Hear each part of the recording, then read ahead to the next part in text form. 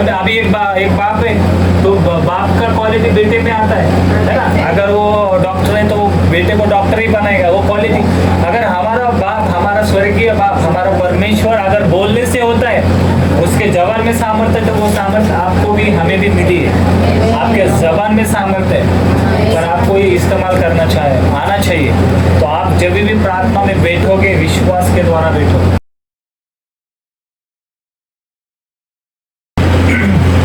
तो हाँ, आज हम सीखने वाले सबसे बढ़िया टॉपिक है प्रार्थना। प्रार्थना हम बाइबल में देखते हैं कि यीशु मसीह ने अपने शिष्यों को, चेलों को बार बार सिखाया है कि प्रार्थना करो। क्या करो? प्रार्थना करो। हमारे पास परमेश्वर ने एक चीज़ ऐसी रखी है, आपके लाइफ में कितनी भी बड़ी प्रॉब्लम रहने दो, उसके ऊपर एक हल है, वो है प्रार्थना। अगर आप प्रार्थना करते हो तो परमेश्वर, आप कितने भी बड़े संकट में क्यों ना हो, प्रभु आपको उसमें से निकाल सकता है। पर आपको सबसे पहली बात जो करनी है, वो क्या करनी? प्रार्थना। अगर आपके लाइफ में हम दो व्यक्ति को देखेंगे, एक प्रार्थना वाला व्यक्ति और एक जो प्रार्थना करता ही नहीं है। मसीह में आने के बाद हमारी जो लाइफ शुरू होती है, सबसे पहले शुरू होती है प्रार्थना के जरिए। अगर हमारा जो खाना है हम लोग खाएंगे ही नहीं, तो हम लोग कुपोषित होने वाले, दुखड़े होने वाले, बरनारच नहीं तो शरीराने। तो हमें देखना है कि हमारा लाइफ कैसा है। आज हम प्रभु में आके, किसी को 4 साल, किसी को 2 साल, किसी को 1 साल, हमें अपने आप को जांचना है कि हमारा प्रार्थना का जीवन कैसा है। हमारे अंदर हम प्रार्थना करते हैं या नहीं करते। हम लोग पढ़ेंगे मत्ती का पुस्तक, मत्ती की पुस्तक, उसका 26 अध्याय और 41 वचन। मत्ती 26:41, मत्तीचे पुस्तक 26 अध्याय आणि 41 वचन।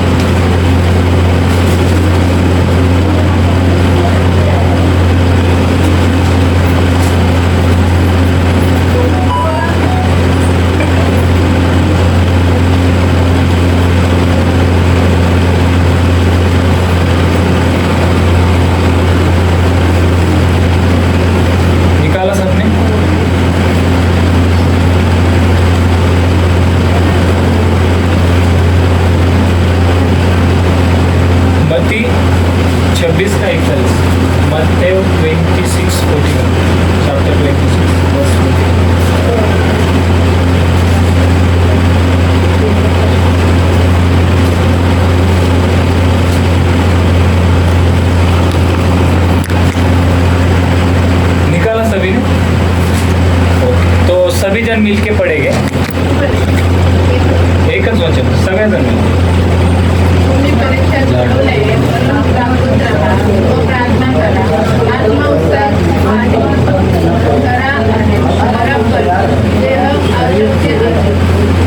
ओके। इसमें क्या लिखा है? मत्ती 26:41 बाइबल मध्ये काढतो, माझ्या वेगळं ट्रान्सलेशन। याच्यामध्ये 2 गोष्टी आहेत। पहिली गोष्ट आहे प्रार्थना करना। पहली बात जो हमें परमेश्वर का वचन इसमें सिखाता है कि प्रार्थना करना, और दूसरी बात सिखाता है कि हमें जागरूक रहना।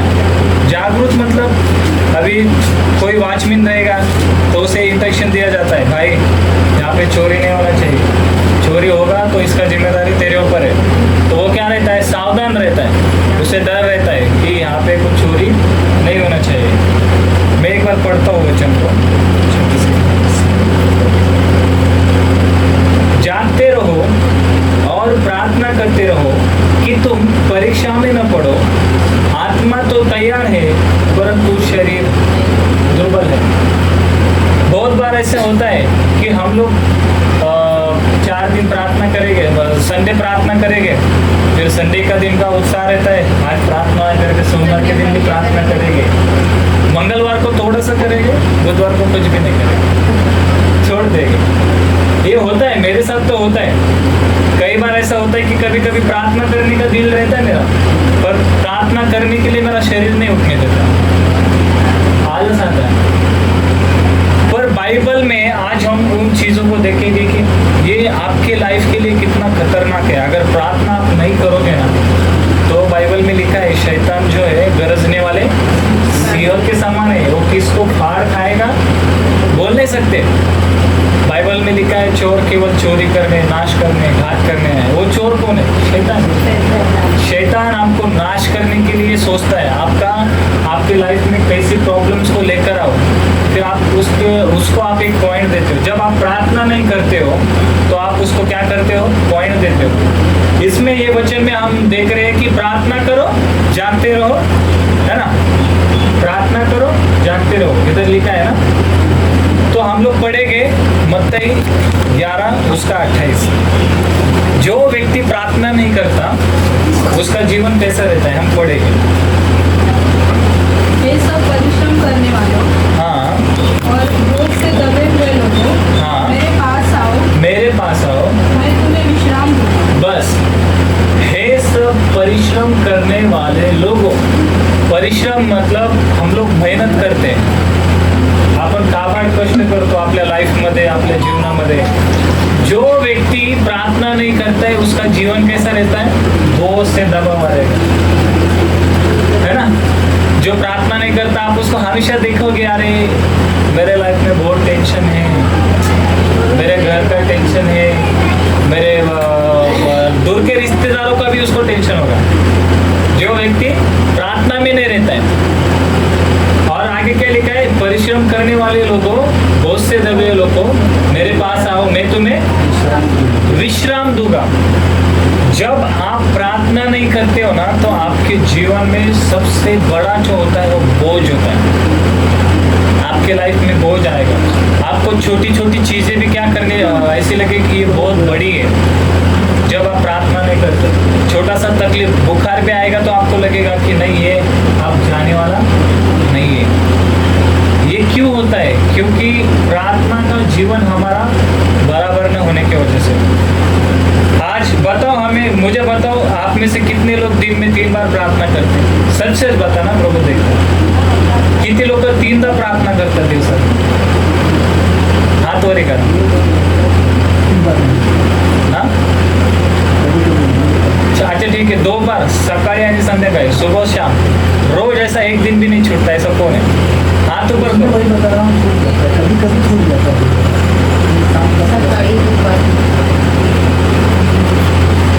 है ना। हम देखते हैं कि जैसे कि जुने कारण में हम देखते हैं, ओल्ड टेस्टमेंट में जो पुराने लोग थे उनको दशमांश देना पड़ता। अभी आप मुझे बताओ, क्या दशमांश खाली हमें पैसों का ही देना है? प्रभूला आम्हाला दशमांश फक्त पैशाचं द्यायचं आहे ना?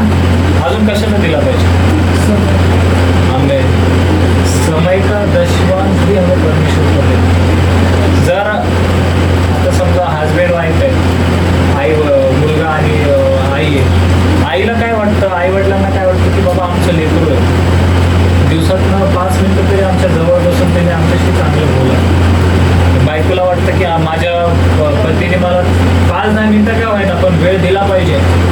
तसं आपला परमेश्वर आपल्याकडनं अपेक्षा करतो की माझ्या लेकरांनी मला वेळ दिला पाहिजे, माझ्याकडं बसलं पाहिजे, मला सांगितलं पाहिजे मला काय त्रास होतो। कधी कधी काय होतं, कभी कभार क्या होता है कि हम लोग, हमारे लाइफ में प्रॉब्लम्स आते हैं, हम परमेश्वर के पास जाने से पहले डॉक्टर के पास जाते, डॉक्टर मुझे ऐसा।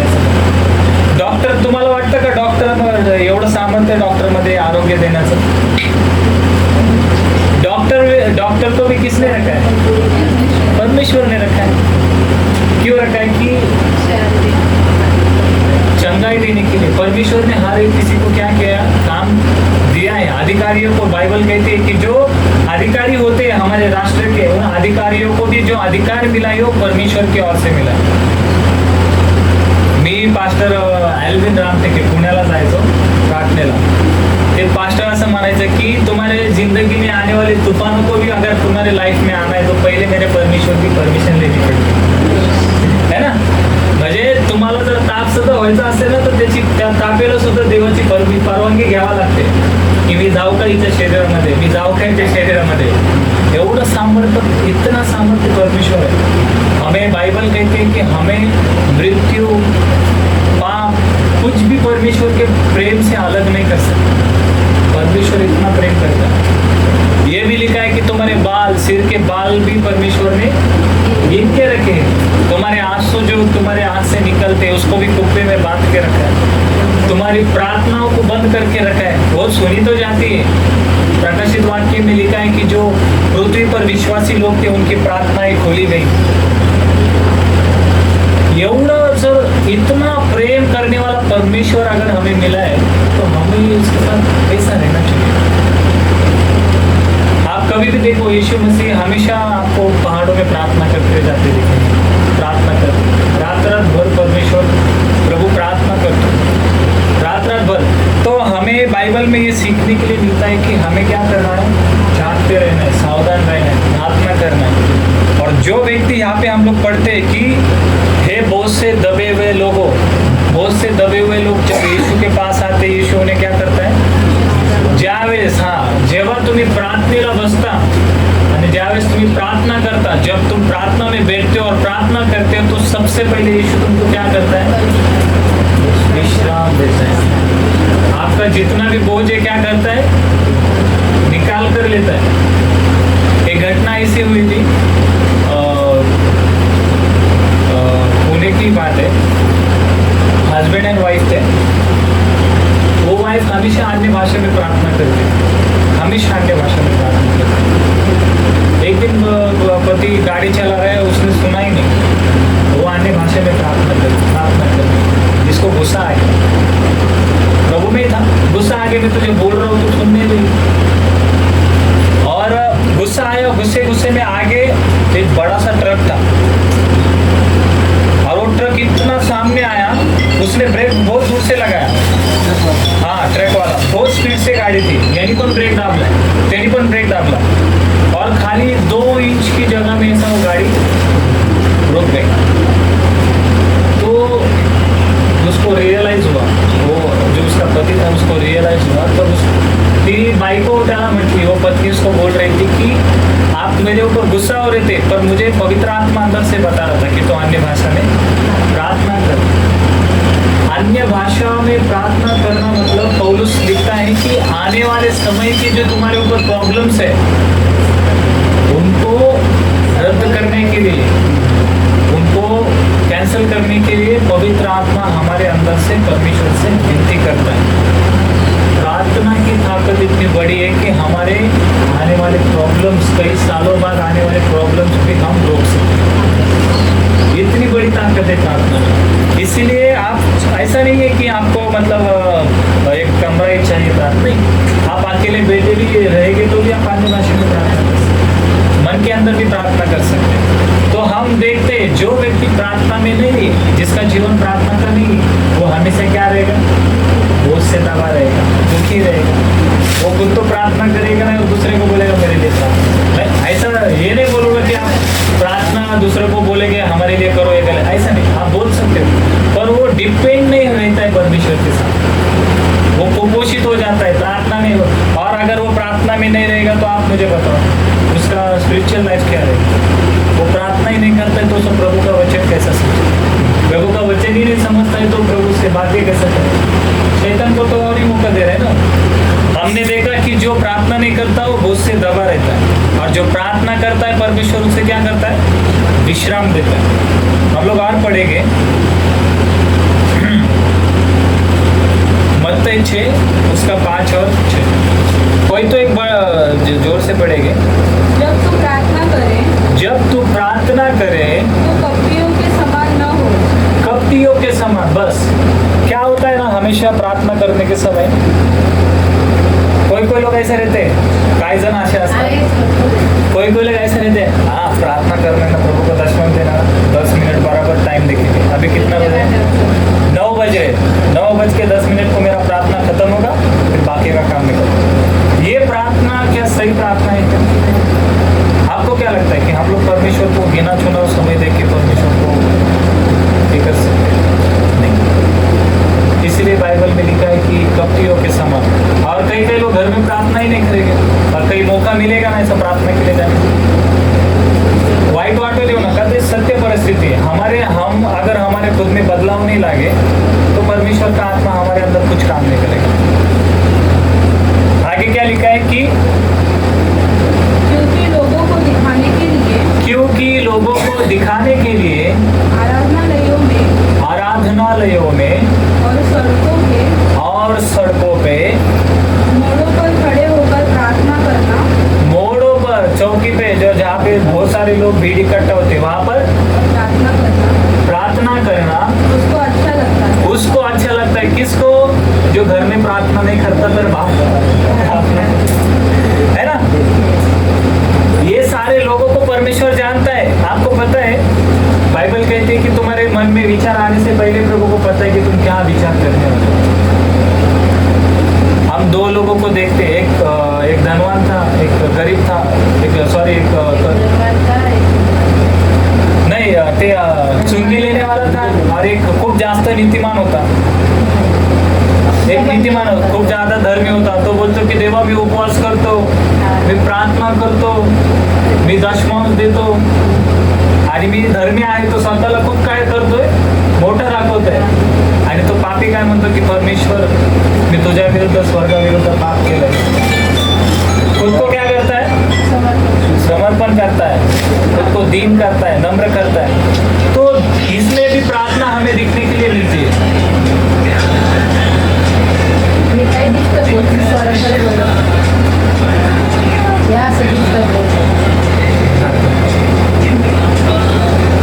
वचन समझ में आ रहे ना आपको? इंटरेस्ट नहीं लग रहा है?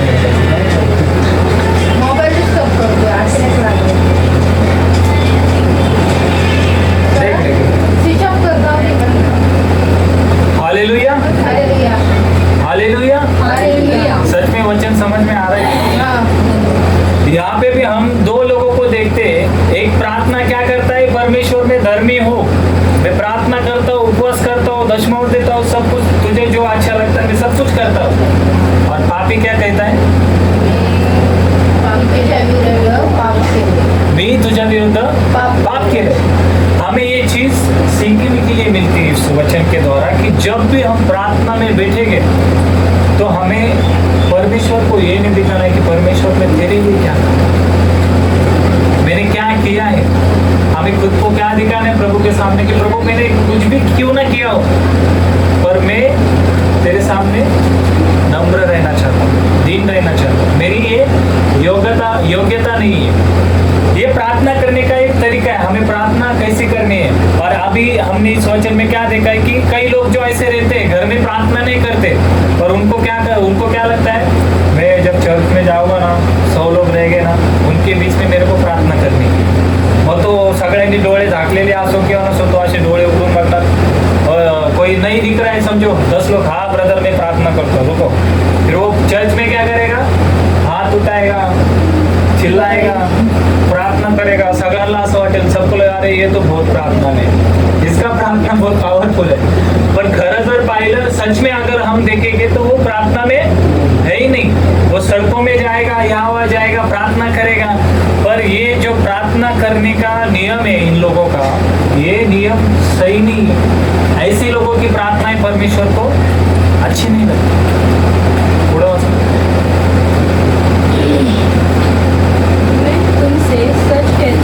मैं तुमसे सच कहता हूँ कि वे अपना प्रतिफल पा चुके हैं। उनको जो मिलना था आशीष उन्होंने पाया है। अभी स्वर्ग में उनके लिए कुछ नहीं रखा। यीशु स्पष्टपणे इशारा देतो कि हे जे असे लोग हैं, ये जो ऐसे लोग हैं जो लोगों को दिखाने के लिए काम करते हैं, उनको परमेश्वर के राज्य में कुछ नहीं मिलने वाला है। आपको लगता रहेगा आज अपन हे विषय एकदम सोप्या पद्धतीने घेतो, आणि प्रार्थना तर है ना, पर आपको बताओ अगर आप प्रार्थना नहीं करेंगे तो आपका मसीह जीवन किसी काम का नहीं। आपका मसीह में आना व्यर्थ है, आपका चर्च में बैठना व्यर्थ है, आपका लोगों को सुसमाचार बताना भी व्यर्थ हो जाएगा अगर आप परमेश्वर के पास आपका रिलेशन वैसा नहीं है। आपको पता है प्रार्थना नहीं करने से क्या हो सकता है आपकी लाइफ में, हम लोग देखेंगे। खूप सारे वचन मी घेतले, पण मी एक लास्ट वचन सांगेन, तेच लक्षात ठेवा।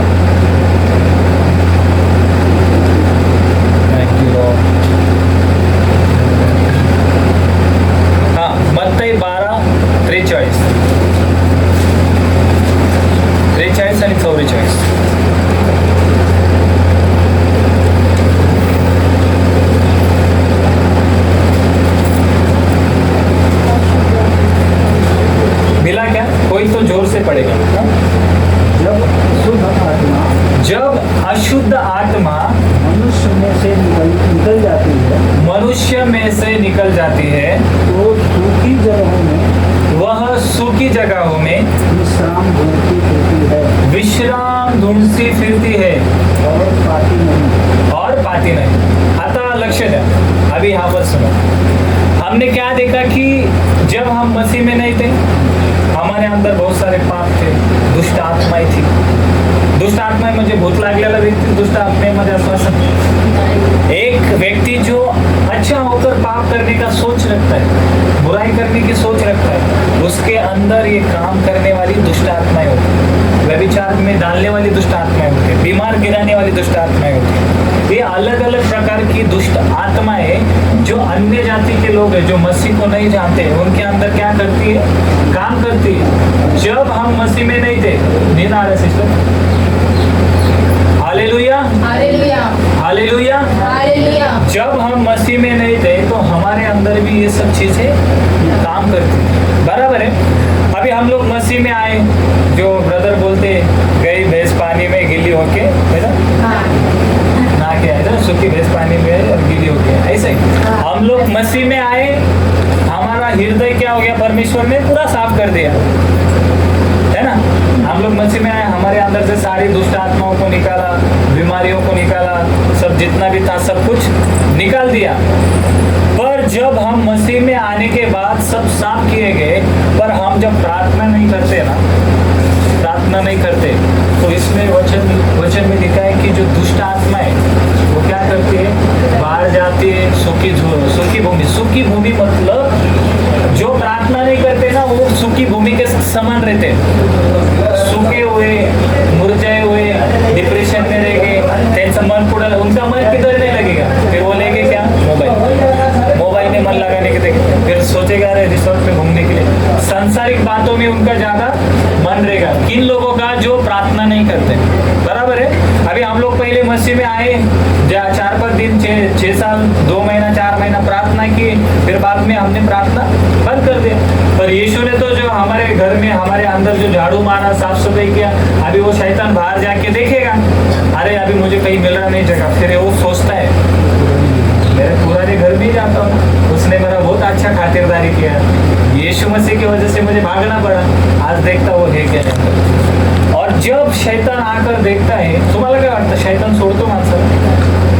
तुम्हाला माहिती है, जेव्हा तुम्ही प्रार्थनेमध्ये बसता ना, जब आप प्रार्थना में बैठते हो ना, उसको जलन होता है, चिल्लाता है वो, अरे इसको मेरे को बैठने नहीं देने का, तो काही ना काहीतरी तुमच्यामध्ये अडथळा आला। आज हम प्रार्थना में आए ना, वो 100% उसने कोशिश किया रहेगा कि आज इनको प्रार्थना में बैठने देने का नहीं, आज इनको वचन सुनने देने का नहीं।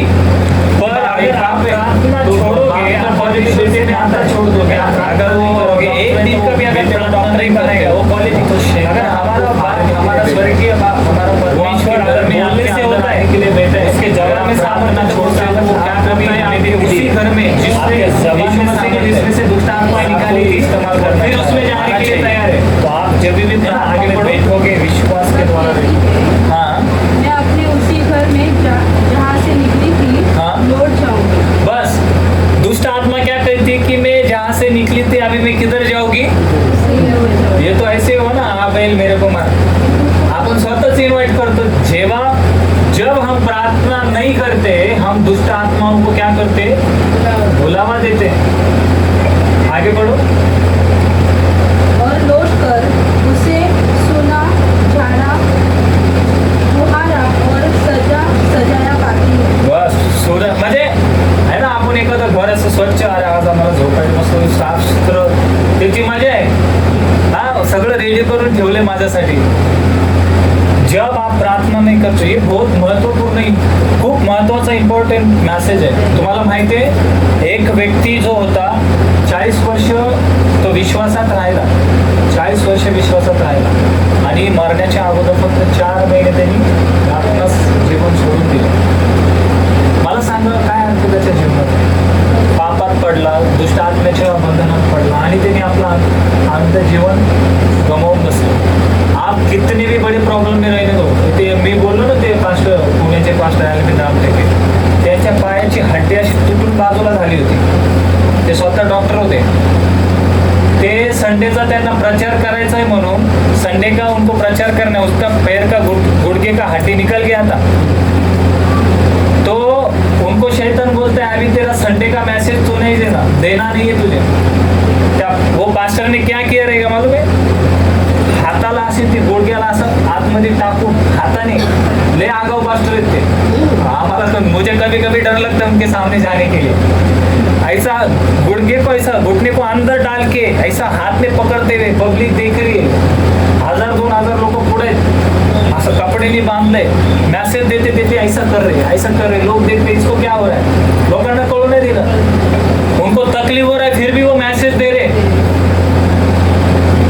उन्होंने कहा कि जेव्हा मी उस स्टेज पर मैं था मैं प्रार्थना कर रहा था, अंदर ही अंदर में मैसेज देते देते प्रार्थना कर रहा था. और शैतान मेरे को बोल रहा था कि तुझे मैसेज नहीं देना है, प्रार्थना नहीं करनी है. त्या मीटिंग मध्ये 480 लोक विश्वासामध्ये आले. 480 लोग उस दिन विश्वास में आए. कितनी बड़ी कमाई. ये जो युद्ध है प्रार्थना करने का नतीजा. आज त्यांचा पाय तो ठीक है, उनका पैर तो आज ठीक है, पर 480 नए आत्मा है परमेश्वर के राज्य में गए. कितनी बड़ी बात है. प्रार्थना करने का, प्रार्थना में बहुत बड़ी ताकत है. और इसमें हम देखते हैं कि अगर आप प्रार्थना छोड़ेंगे, मसीह जीवन छोड़ दोगे तो वो दुष्ट आत्मा ही आपके अंदर आ जाएगी. और जब दुष्ट आत्मा आएगी तो बाइबल वचन देखो क्या कहता है. तब वो जाकर अपने से और पूरी 7 आत्माओं को अपने साथ ले आती. तब वो जाकर, पहिले तर एकच दुष्ट आत्मा होती तुमच्यामध्ये है ना, जेव्हा आपण प्रार्थना करत नव्हतो.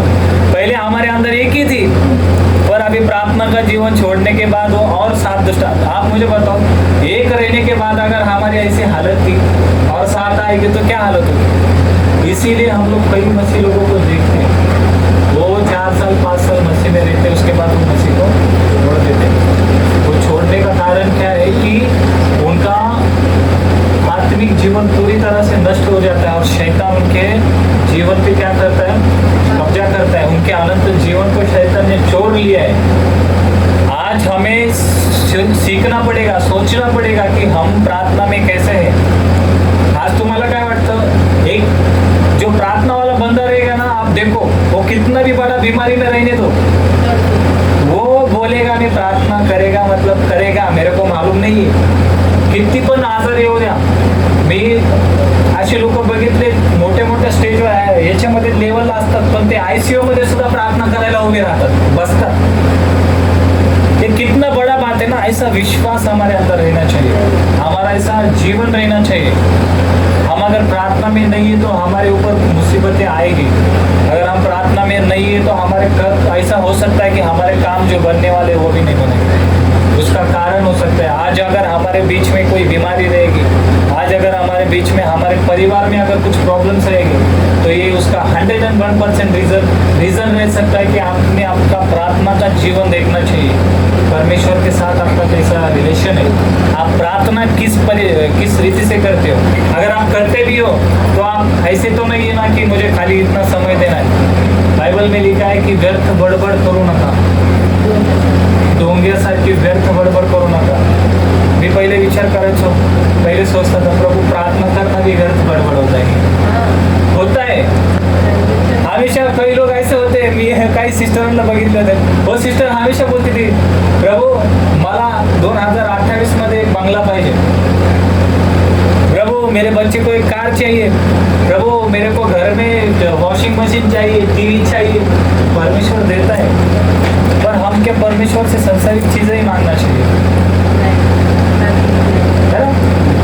आज लाखों करोड़ों की प्रॉपर्टी होने के बाद भी उनके घर में सुख नहीं है. लोगों के घरों में आज हमारे पास कुछ भी नहीं है, प्रभु है, फिर भी हम लोग आनंद में रहते हैं. हम लोग बीमार भी रहेंगे तो भी लोग 4-4, 5-5 गोलियां खाते आ रहे हैं. हम बीमार भी रहेंगे तो भी हमारे मुंह पे आनंद है, क्योंकि हमारे पास यीशु मसीह है. दुनिया की सबसे बड़ी ताकत हमारे पास है, और हमें उसको इस्तेमाल करना आना चाहिए। आपके पास सबसे बड़ी तलवार परमेश्वर ने दी है, वचन।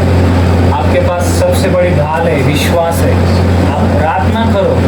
आज से देखो, मैं सच में बोल रहा हूँ, ये मैं खुद की बातें नहीं बता रहा हूँ। मैं मेरे जीवन में, मैं छोटा ही हूँ, पर मैंने जितना परमेश्वर से सीखा है, मुझे प्रभु ने कहा कि तेरे हर एक प्रॉब्लम में अगर तू प्रार्थना में बैठता है ना, तो उसका आंसर और उसका सोल्यूशन में तुझे दूंगा, मतलब दूंगा। हमें हम लोग लास्ट वचन पढ़ेंगे, याकूब उसका 5वां अध्याय।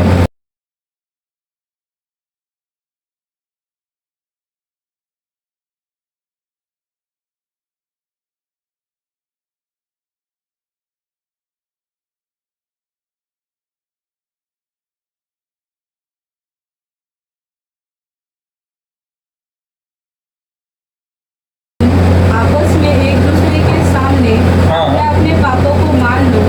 इसीलिए तुम आपस में एक दूसरों के सामने आप अपने पापों को मान लो और एक दूसरे के लिए प्रार्थना करो। एक दूसरे के लिए क्या करो? हाँ, अभी इसमें क्या सीखने के लिए मिल रहा है ये वचन में? एक दूसरे के सामने। आता आम्हाला असं, हम लोग को कभी ऐसा होता है, अरे भाई हम लोग सोचते ना, आता मित्रांमध्ये कधी कधी असं होतं, मी कामावर विचार करतो, मी जर माझं चुकी याला सांगितलं तर हे माझा फायदा घेईल दुसऱ्या दिवशी, है ना? हमारे अंदर, पर ये संसार के लोग हैं, बराबर ना? ये संसार के लोग हैं। संसार के लोगों के सामने हम अपनी गलती को नहीं मान सकते, पर जो मसीह में है, हमारे साथ प्रार्थना में बैठते, हम लोग उनको अपना गलती बता सकते हैं। बाइबल में लिखा है, जो अपनी गलती कबूल करोगे उसको क्या क्षमा दी जाएगी, और उसने पाप किए रहेंगे तो उसको क्षमा भी किया जाएगा। आपकी प्रार्थनाओं का महत्वाचं काय इथं इम्पॉर्टेंट काय की आपकी उस गलती के लिए, आपकी उस प्रॉब्लम के लिए प्रार्थना होना जरूरी है। इसमें क्या लिखा है कि आप एक दूसरे के सामने अपने पापों को कबूल करो और एक दूसरे के लिए क्या करो? प्रार्थना करो। उसके आगे का एक वचन पढ़ो, जिससे चंगे हो जाओ। जिससे चंगे हो जाओ। आगे, धर्मी जन की प्रार्थना धर्मी जन की प्रार्थना के प्रभाव से बहुत कुछ हो सकता है। धर्मी जन की प्रार्थना के प्रभाव से बहुत कुछ हो सकता है। वो बहुत कुछ में ऐसा हो सकता है, अगर आपको बीमारी है तो वो भी जा सकती है। वो बहुत कुछ में ऐसा भी हो सकता है कि आपके बच्चे के लिए आप प्रार्थना कर रहे हो, मुझे जॉब नहीं मिले, उसे जॉब नहीं मिले, वो रह सकता है कि उसको भी जॉब मिल जाए। वो बहुत कुछ में आपकी सारी प्रॉब्लम्स रह सकती है ना? धर्मी जन, धर्मी कौन है? कसं काय धर्मी है? बरं आपण सांगा बरं, कैसे क्या हम लोग धर्मी कैसे है, बताओ आप। म्हणजे हम लोग बोलते हैं ना हम लोग धर्मी है, तो हम लोग कैसे क्या धर्मी हुए, बताओ।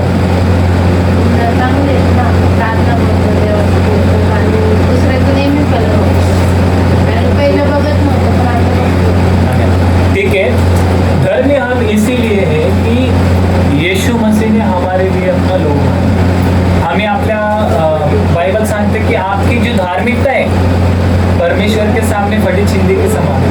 म्हणजे आपले कर्म जे आहेत, आपण जे चांगले कर्म करतो, आपण 10 शिव्या देतो आणि एखाद्याला 10 रुपयाचं बिस्किट देतो, पण ते कंपॅरिझन नाही होऊ शकत। आपल्या पापांपुढे आपल्या पुण्याचं कंपॅरिझन जर केलं तर ते पापच जास्त भरते, आहे की नाही?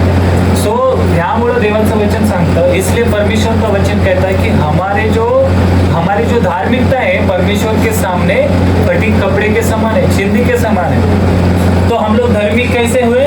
यीशु मसीह के लहू के द्वारा, उसके मार खाने से चंगे हुए, उसके लहू बहाने से हमारे पापों की क्षमा हो चुकी है। तो हम अभी क्षमा हो चुके हैं, तो हम सभी लोग कौन है? धर्मी लोग हैं। और हम जो धर्मी लोग हैं, धर्मी लोगों के प्रार्थना के प्रभाव से बहुत कुछ हो सकता है। मैं तो कहूँगा सब कुछ हो सकता है, पर आपका विश्वास होना चाहिए, आपका प्रार्थना होना चाहिए, आपकी प्रार्थना वैसी होनी चाहिए। आज हम सीखते हैं, हमें वचन में क्या लिखा है, हम लोग के लिए यही वचन है। याकूब 5 का कितना वचन है? वो 16, बरोबर है? धर्मी नहीं, धर्मी जन की प्रार्थना के प्रभाव से 16 से है। हाँ, यही वचन है। आज का अगर आपको ब्रदर पूछेंगे कि रोहन ब्रदर ने क्या मैसेज दिया, याकूब 5:16, धर्मी जन के प्रार्थना के प्रभाव से बहुत कुछ हो सकता है, तो उसके लिए हमारा प्रार्थना का जीवन होना चाहिए, परमेश्वर के साथ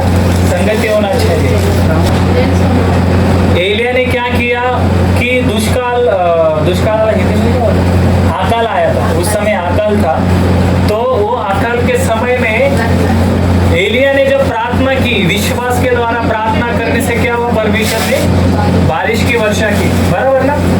तो अगर एलिया की प्रार्थना सुन सकता है परमेश्वर, तो क्या हमारी प्रार्थना नहीं सुनेगा?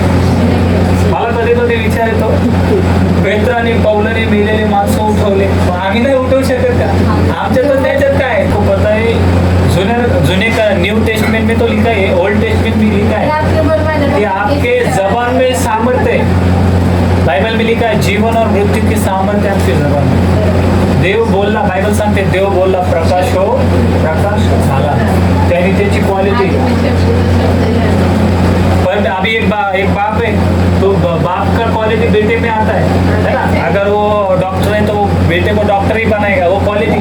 अगर हमारा बाप, हमारा स्वर्गीय बाप, हमारा परमेश्वर अगर बोलने से होता है, उसके जबान में सामर्थ्य, तो वो सामर्थ्य आपको भी, हमें भी मिली है। आपके जबान में सामर्थ्य है, पर आपको ये इस्तेमाल करना आना चाहिए। तो आप जब भी प्रार्थना में बैठोगे, विश्वास के द्वारा बैठो और कबूल करो, अंगीकार करो, जबान से बोलो, और आपकी प्रार्थनाएं परमेश्वर स्वर्ग में सुनेगा। दानियल जैसे अगर आपकी प्रार्थना रुक के भी रखी रहेगी, 3 दिन जाएगा, 4 दिन जाएगा, 10 दिन जाएगा, पर 11वें दिन आपके प्रार्थना का उत्तर आएगा ही आएगा। क्योंकि धर्मी जन की प्रार्थना के प्रभाव से बहुत कुछ हो सकता है। आमीन।